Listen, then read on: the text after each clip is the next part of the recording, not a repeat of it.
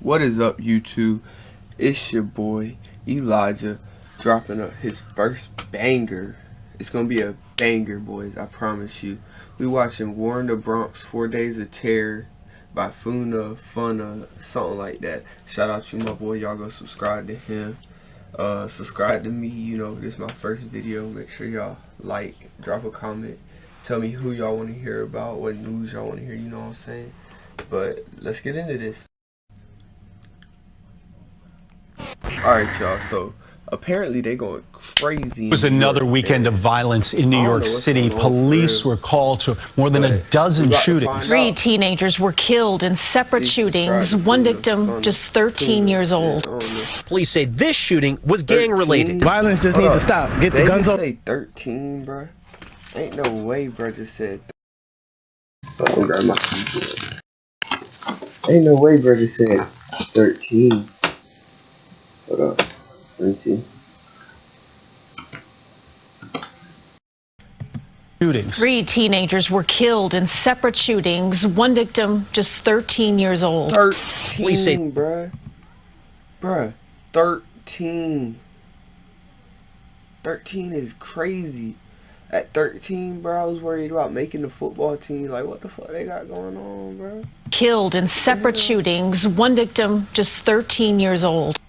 Police say this shooting was gang-related. Violence just needs to stop. Get the guns off the street. Who letting these niggas in gangs at 13, bro? Like, what in the world? What the fuck? Police say this shooting was gang-related. Violence just needs to stop. Get the guns off the streets. We just got to get together, make the neighborhoods better. This was one of 4 deadly shootings in the city on Sunday. The Bronx has a serious problem on their hands. Similar to Chicago, young angry teenagers are walking around the streets toting guns and hunting each other down. Hey yo, and what's crazy is like these niggas like my age, like I'm 17, I'll be 18 in August, but like these niggas my age for real, bruh. Like what?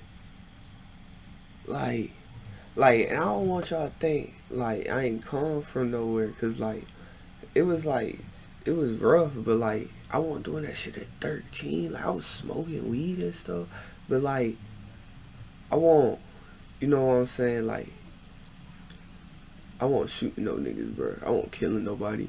I won't going to jail or nothing like that, bro. What the hell these niggas on?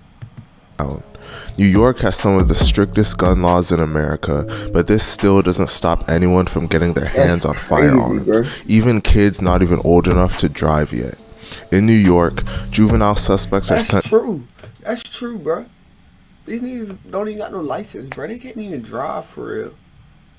But these niggas got guns. They out here taking people's lives and shit, bro. What the fuck?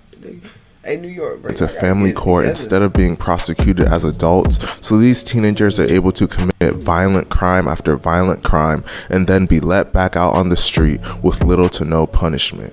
With laws like that in place, the subject of today's video became possible. In today's video, we'll tell the story of a crazy 5-day span in the Bronx, New York that saw young teenagers from rival gangs gun each other down back to back to back. But before we get into the video, please be sure to like and subscribe.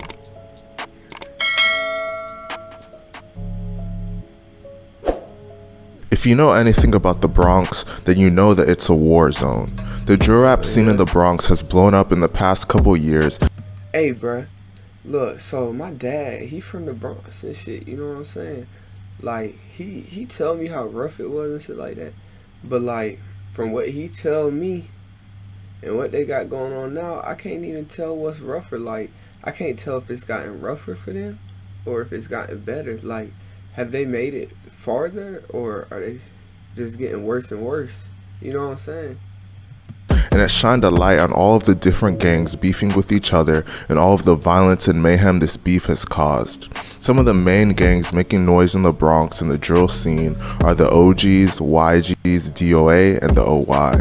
The OYs are actually from Harlem, but they primarily beef with sets in the Bronx. Yeah. The story of this video centers around the beef between DOA and the YGs. Hey, bro, DOA made famous.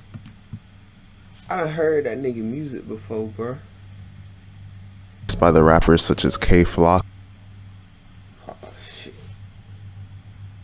A lot of people don't know this, but if you have the YouTube app on your phone, you could be using it to make upwards of 10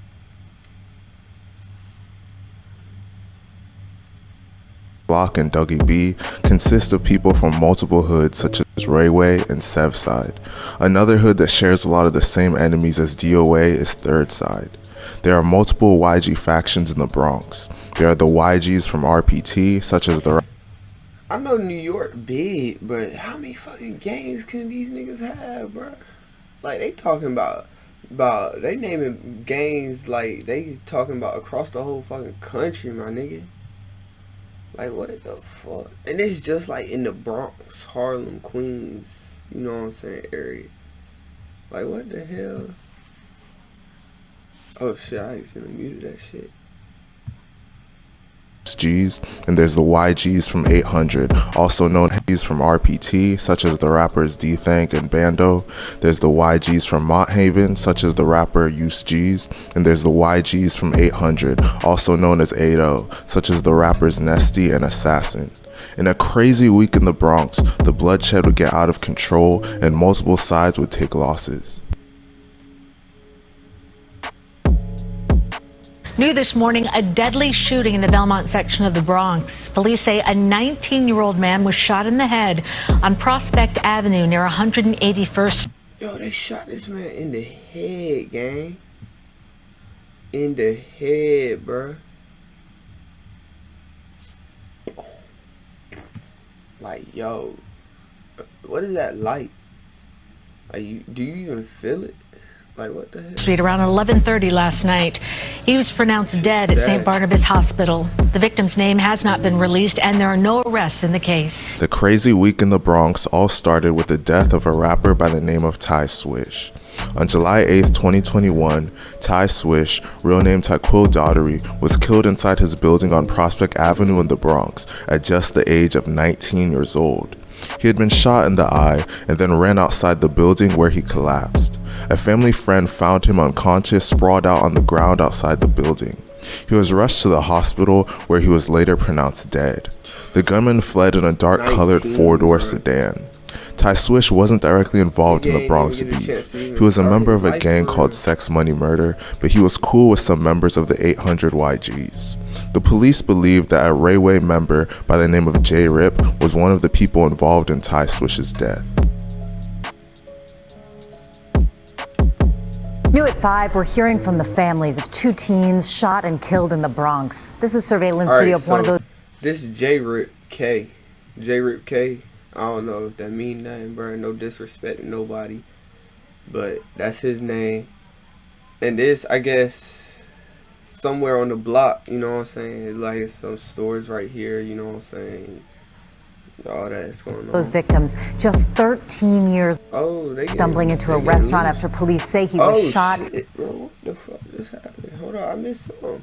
Families of two teens shot and killed in the Bronx. This is surveillance video of one of those victims, just 13 years, stumbling into a restaurant after police say he was shot. We're freezing part of the video here because it's just... Look, you can see the blood. Oh, right here, look.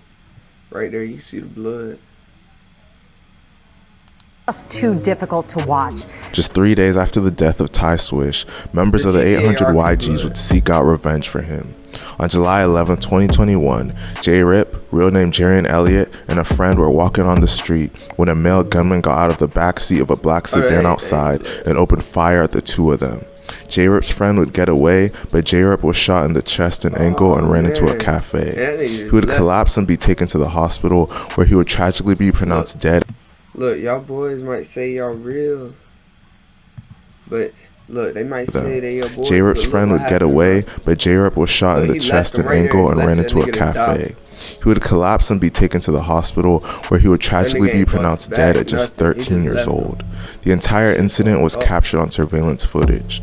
Although he was just 13 years old, J Rip already had been arrested 8 different times, including for robbery.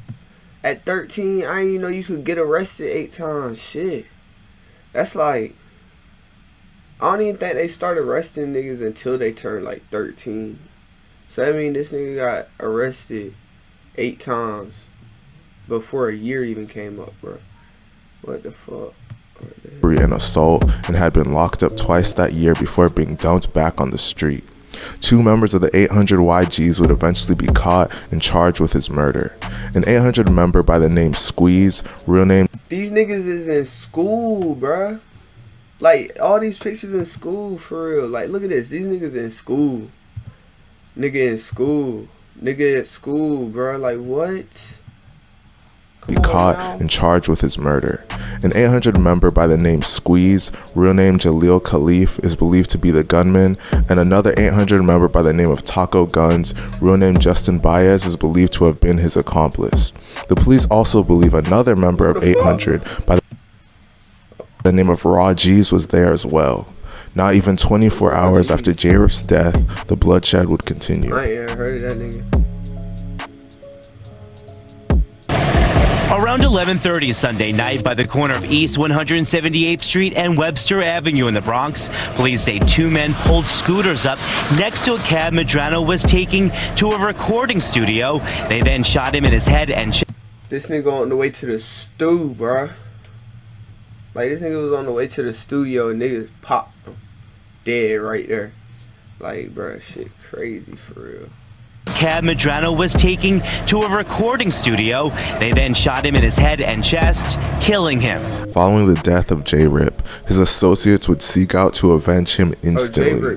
Just 8.5 hours after the death of J-Rip, a known 800 YG's member by the name of Raw G's, real name Ramon Jill Medrano, entered an Uber and was waiting for it to take off.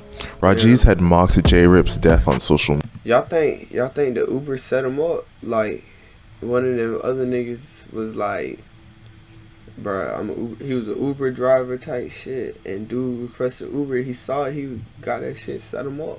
Media, and had been believed to have been present for J-Rip's murder. While he was sitting in the Uber, 2 gunmen on scooters would ride by and open fire. You curious to see how I got paid $2,317.16 this month without lifting a finger? No free ads. Fire on him. He was shot in the head and chest and died instantly. In fact, the whole incident was caught on video. The crazy thing about it is that Ross shouldn't have even been free at the time. He was wanted for an armed carjacking at the time of his death, and it was one of 3 open gun cases he had against him in family court, all stemming from incidents in the previous 7 months to his death. According to the police report, 2 16-year-olds were charged with Ross' death. One of them goes by the name of No Love Munna, and he is allegedly J-Rip's cousin. Surprisingly, No Love was released from jail, but since he's a juvenile, there's no way of checking his paperwork to see why. The very next day after the death of Raw G's, the 800 YGs would be out looking to avenge him. Damn. Dougie B? As I mentioned earlier, one of the people charged for J-Rip's death is an 800 YG member by the name of Taco Guns. Taco and Raw were very close friends, so losing Raw would hit Taco hard and make him eager for revenge. On July 12, 2021, a famous rapper and member of DOA by the name of Dougie B was walking with another person on East 184th Street and Washington Avenue when Taco... So, like, I just realized something, bro. Like, I know they got money now, bro, but, like, then, like, they showing pictures from then, dog. And these niggas in the Bronx, but they wearing $1,000 fits. Like, really, I don't want to say it, but, like, instead of spending $1,000 on a fit, bro, could be paying $1,000 rent and be living somewhere, you know, a little bit nicer, you know what I'm saying? A little bit less violence, you know what I'm saying? Anyway. Taco Guns and other unidentified individuals spotted them and opened fire on them. Dougie B and his associate survived this incident but suffered injuries. Dougie got shot in the leg but was able to make a full recovery. As a result of this incident, various Bronx drill rappers have dissed Dougie in their songs, mocking him for getting shot in the leg. Dougie got shot, he's still in recovery. Dougie got hit. My leg! Dougie got shot, I was down out there. Taco Gun. Yo, these niggas is 13, 14 years old. And they out here mocking niggas' deaths. Like, niggas out here dying and they making raps about it, bro. No respect. Nothing. That shit crazy. their songs, mocking him for getting shot in the leg. Dougie got shot, he's still in recovery. Dougie this on the desert got headed. Taco Guns is currently in jail facing second-degree murder and manslaughter charges in the death of J-Rip. He's also facing attempted murder charges in the shooting that injured Dougie B. Surprisingly, Squeeze has been released from jail even though he was also charged with J-Rip's death. It's sad to see senseless violence take over the minds and lives of people at such a young age. Let me know what you guys think about this situation in the comment section, and please be sure to like and subscribe. Thank you for watching. These niggas is fighting because they keep repeating the same pattern, you know what I'm saying? Like, and the pattern is this gang gonna kill someone from this gang, and then they're gonna go back, make a diss track about it, and then that gang gonna go and kill somebody from the gang that made the diss track, and then that gang gonna go back and make a diss track about it. So it's just gonna keep repeating itself because they're gonna keep killing people over diss tracks, you know what I'm saying? Anyway, it's been cool. Y'all stay cool. We out, cool crew. I'm gonna see y'all next time. Alright, peace.